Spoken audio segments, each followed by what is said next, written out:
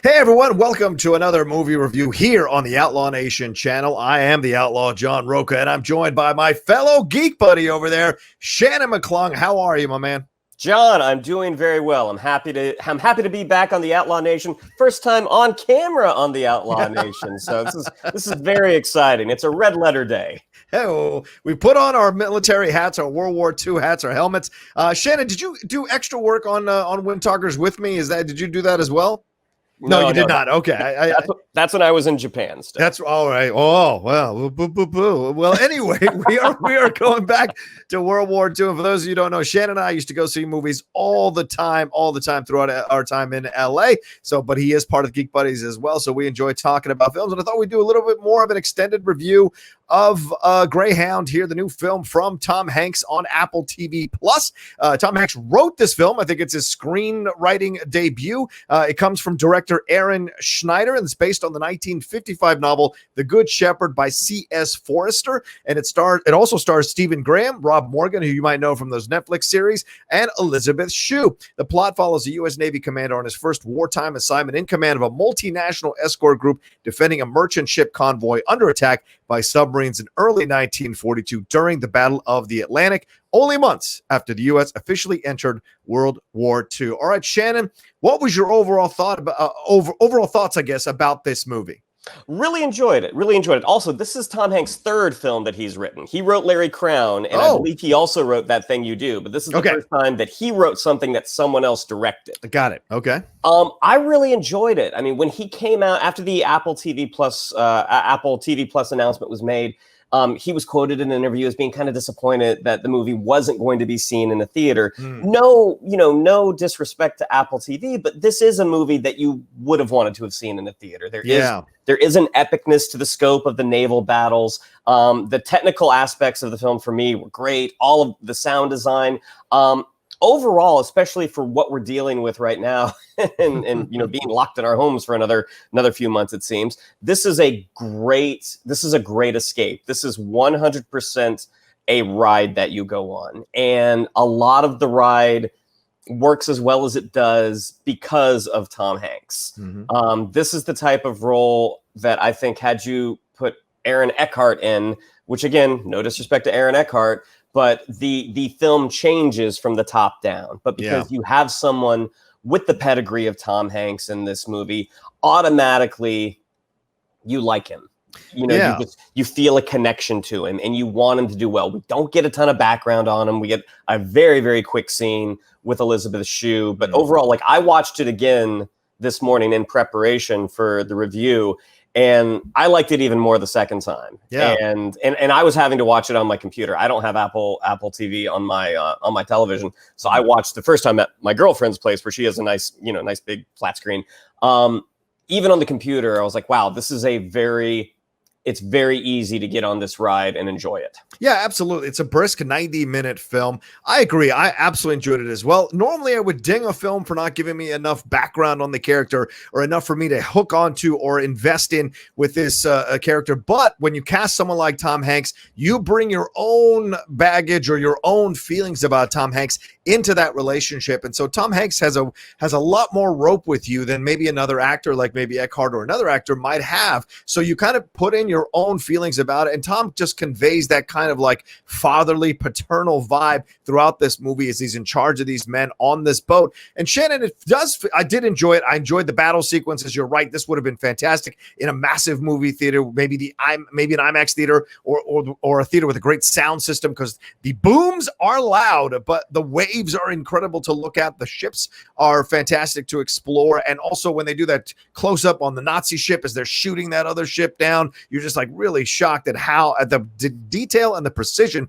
with which they approach this movie. But you're right. There's not a lot of dialogue here to get you invested in the emotional relationships. Everything is told by looks or some sparse dialogue or quick moments of connection, and you just accept it and you move on. But this is why you cast this way. Not just Tom Hanks, Stephen Graham, Rob Morgan. These are the people you cast like this. Even Elizabeth Shue with the small parts she got at the beginning and at the end, it's there to kind of help you kind of round found out this guy, you know. So overall, I thought this was absolutely a very, very enjoyable film. I was surprised. I was going in wondering if I was going to have to like excuse a lot of things and forgive a lot of things, but in the end, I found myself going along for the ride and getting wrapped up in it. And you know, there's a lot of look over there or hard run right or whatever they said over and over again, but that's to get you in the vibe, you know. And that was so great too about this movie is you get an introduction right at the beginning, and then you're right onto the boat, and it's let's get this on, you know. And it's an incredible mission that they're on, a very difficult situation that they're dealing with.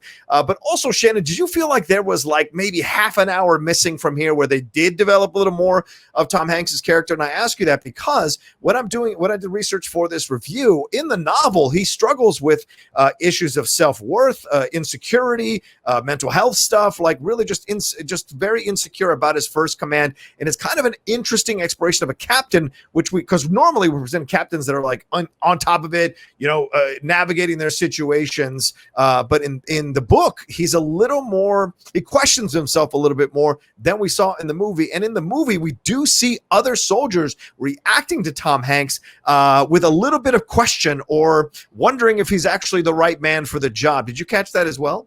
I was thinking that as well. And my honest reaction is I don't think that stuff was shot. Because you have a film that is under 90 minutes. There's no reason not to put it in, especially when you, again, have actors at the caliber that they have. Why not add it? But there was something that was in the trailer where they talk about how many trips is this for you across the dark pit, I believe it's called. Yeah. And in the trailer, when he says it's my first time, we're led to believe as an audience that line, that exchange takes place very early on, that the crew members maybe don't know everything about their captain, and suddenly you have their confidence being thrown into doubt because because suddenly they realize, oh, we're under the command of someone who has never done this before. Right. Because that line was at the end, my guess is that no, that other stuff wasn't shot. But I do think that stuff could have helped it. I mean, because you do have that brisk 90-minute runtime. Why not have a scene with him and Stephen Graham or with the actor that played Cleveland? These people that he has. Yeah, Rob Morgan, established a bond with. Yeah. I think that could have gone on. I think that could have maybe helped it.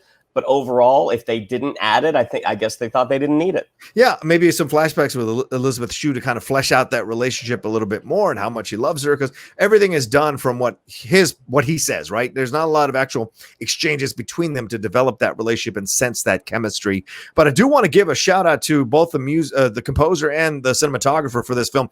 I thought Blake Neely's score for this film was fantastic. It was sparse when it needed to be, and then it was bombastic when it needed to be as well. And I thought the cinematography from Shelley Johnson is something to be lauded. Absolutely. The movement of the camera, the shots, the look, the overall vibe, the feel when it gets dark at night, they're all scared about what might happen, to when the morning, when everything starts hitting, like all of it, they captured really, really well. And you got to give a shout out as well to the director, Aaron Schneider, did a fantastic job, I thought, trying to make this thing work within the constraints of a 90-minute runtime. I think he did fantastic work. He's done Kiss the Girls. He directed Simon Birch. He was second unit director of photography for Titanic, which probably explains why he's so good on the water. But overall, did you like the cinematography, the score, the direction here? Yes, there is not a single aspect of the film that to me is lacking.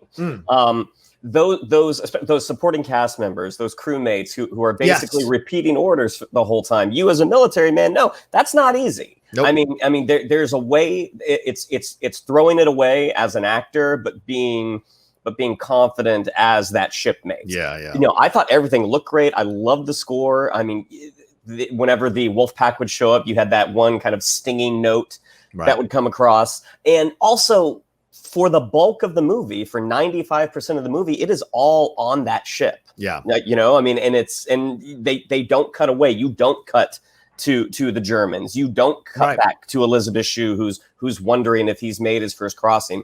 So with all those factors, I think I think it's a really good movie. Yeah. I mean, I think if there's anything to ding it for, I would have liked more, which is actually ironic, because you say a 90-minute film, it was really good for its 90 minutes, but I would have liked a little bit more characterization, a little bit more of the background, or some more interactions. When you're on a ship like that for a long time, even though you're going, I think it was a 3-day mission. They're going through that black pit, and the pit is there in the Atlantic, and it's when they can't have air cover. So as Shannon mentioned, those Nazi boat wolf packs come and try to shoot you out of the water and sink you, so they have to avoid all that. I thought the torpedo work was great. I thought all of that really worked, but I would have liked to have seen just a little bit more of the emotion. So when we get what happens at the end, when he gets that call and he gets like kind of like docked or put into port, that it has a little more weight and resonance to it when it happens. So I think that's my only thing that I would ding the film on. What about you? Yeah, same. I mean, I would like to have had some more of those quiet character building moments. You could have even done that with the crew, because there are definitely people. I don't know what his position was, but he's one of the guys that I believe was killed in the friendly fire incident. Yes. That's another thing, that because the movie is moving at such a brisk pace, it takes you a second to be like, wait, who's shooting at them? What's going on? Right. Because they're not slowing down for dramatic effects. Like they are moving the way it probably would have happened. And just one more thing to say that I really liked about it.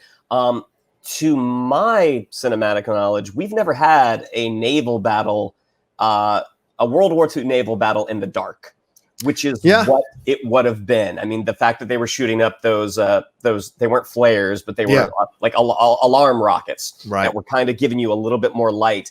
What a truly scary situation, which I think they captured very well. Absolutely. All right. Well, that's our review of the film overall. Shannon, what's your score here? If you want to give it like something out of 1 to 10, what would you give it? I would give it an easy 7.5. I have to agree with you. 7.5 sounds about where I was going to hit as well. Not quite an 8 or a 9 in terms of quality or richness, but certainly a great time. If you're going to spend 90 minutes sitting at home, you can enjoy this, as Shannon said, on a smaller screen or a larger screen, whatever you got there. And I think that's a positive in favor of the movie for sure. All right. Well, let us know what you think about the film. Did you get a chance to watch it? Let us know in the comments section below. Let us know if you liked it or didn't like it, or what was missing from it. Did we miss anything in our review of it? We only did this for 12 minutes, so we probably missed something, even though it's a 90-minute movie. We probably missed something. Let us know down there. Plus, give this video a like and share it on your social media as well, and subscribe to the Outlaw Nation as well. Follow Shannon right there. You follow Shannon at Shannon_McClung there on Twitter, and Shannon the Geek Buddy on Instagram. Follow me at the Rocha Says on Twitter and on Instagram. Thanks, Shannon. Appreciate your time. Absolutely, Johnny. All right, we'll talk to you next time on the Outlaw Nation for another review.